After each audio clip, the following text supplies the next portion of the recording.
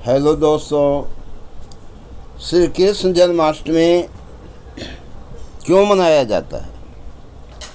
लोग जन्माष्टमी का पर्व क्यों करते हैं? तमाम प्रकार के प्रश्न हैं जो मानव मन में भ्रमण करते रहते हैं। दोस्तों, आप जानते हैं कि द्वापर युग में जब पापाचार अधिक बढ़ गया था, राक्षसी उत्पात चारों तरफ होने लगे थे, तो भगवान श्री कृष्ण ने भादो कृष्ण पक्ष जन्माष्टमी तिथि को अवतरित हुए थे। वासुदेव और देवकी के पुत्र के रूप में कारागार में जन्म लेकर उन्होंने यह दिखा दिया कि जब मनुष्य को अत्याचार को समाप्त करना होता है तो उसे गहन अंधकार में ही प्रवेश करना पड़ता है। इसके बाद रामावतार में तो मात्र 27 वर्ष की अवस्था में ताड़का और मारीच पर ही प्रहार किया था, लेकिन यहाँ जन्म काल से ही लीला रूप में तमाम राक्षसों का एक एक कर वध करना शुरू किया। कृष्ण के अनेकों रूप हैं। भक्त जिस रूप में उनकी आराधना करते हैं, कृष्ण उसी रूप में मिलते हैं।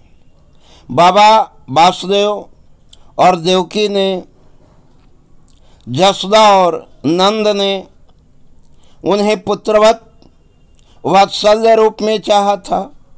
इससे भगवान ने वात्सल्य रूप की ऐसी गंगा बहा दी जैसी अन्यत्र किसी भी लीला में दृश्यमान नहीं होता है।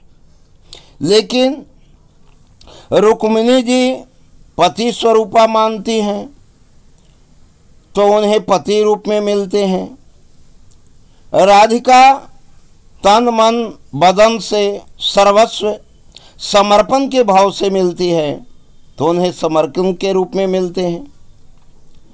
अर्जुन ने सखा के रूप में स्वीकार किया तो ऐसा मित्र जगत में और कहीं नहीं देखा गया, जो युद्ध स्थल में गीता जैसी मार्मिक प्रसंग देकर अर्जुन के मोह रूपी अज्ञानता को दूर कर देते हैं।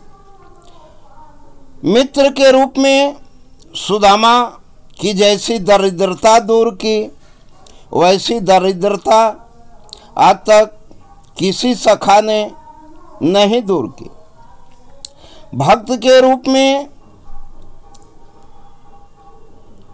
उन्होंने जब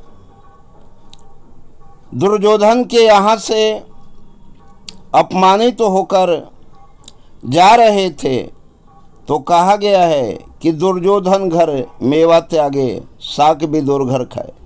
विदुर पक्के भक्त थे।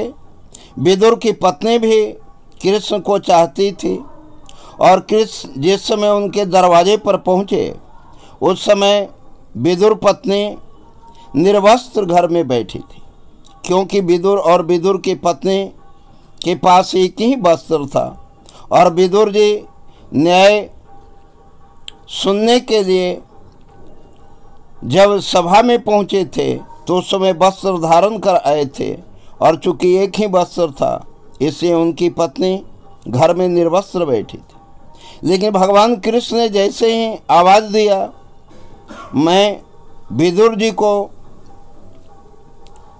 मिलना चाहता हूँ, तो वह प्रेम में इतनी व्याकुल हो गई कि वह भूल गई कि मेरे बदन पर वस्त्र नहीं है।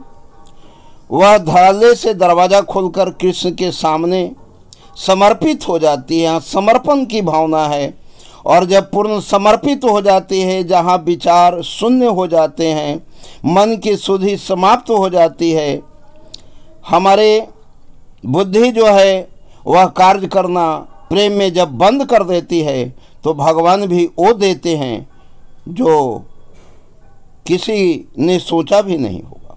जिस पीताम्बर को बड़े बड़े भक्त छू भी नहीं सकते हैं, वह पीताम्बर भगवान ने उनके बदन पर ऐसा डाला कि वह लिपट गया। और जब कृष्ण ने कहा कि मुझे भूख लगी है, भाभी मुझे कुछ खाने को दो, तो विदुर जी जो अगले दिन पके हुए केला ले गए थे, उस केले को जब खिलाने लगती है तो वह प्रेम में इतना विह्वल हो जाती है कि सारे केले के जो गुदा होता है, उसका खाने वाला भाग होता है, उसको फेंकती जाती है और कृष्ण को छिलका खिलाते जाती है। और बड़े प्रेम से बेचैन होकर कृष्ण सारे छिलके को खा जाते हैं। इस प्रकार से मित्रों के लिए मित्र और शत्रुओं के लिए शत्रु, कृष्ण ने जैसे ही अद्भुत लीला दिखाई, उनकी लीला अवर्णनीय है।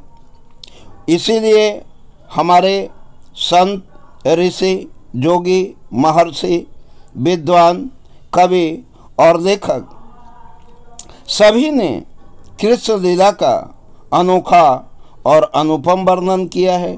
दोस्तों, श्री कृष्ण जन्माष्टमी हम इसलिए मनाते हैं कि हमारे मन के अंदर जो भी अज्ञानता है, हमारे मन के अंदर जो दुराचार है, हमारे मन के अंदर जो काम, क्रोध, मद, लोभ, ईर्ष्या, द्वेष है, उसका विनाश हो, हमारे मन पवित्र हों, हमारे विचार पवित्र हों, हमारी आत्मा पर जो पापाचार की गंदगी पड़ी हुई है, अज्ञानता का पर्दा चढ़ा हुआ है, वो सदा सदा के लिए मिट जाए।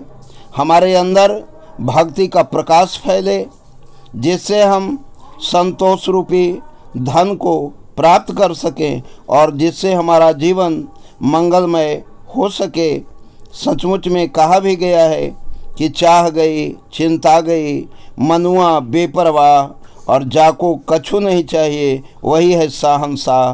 तो कृष्ण जन्माष्टमी करने से हमें शांति मिलती है, अपने आप में संतोष उत्पन्न होता है, और जब आए संतोष धन, सब धन धूलि समान।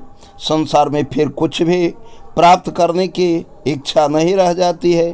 इसलिए सर्व सुखाय, सर्व शांति को प्रदान करने वाले भगवान श्री कृष्ण की आराधना हमें बड़े ही प्रेम और उत्साह के साथ करनी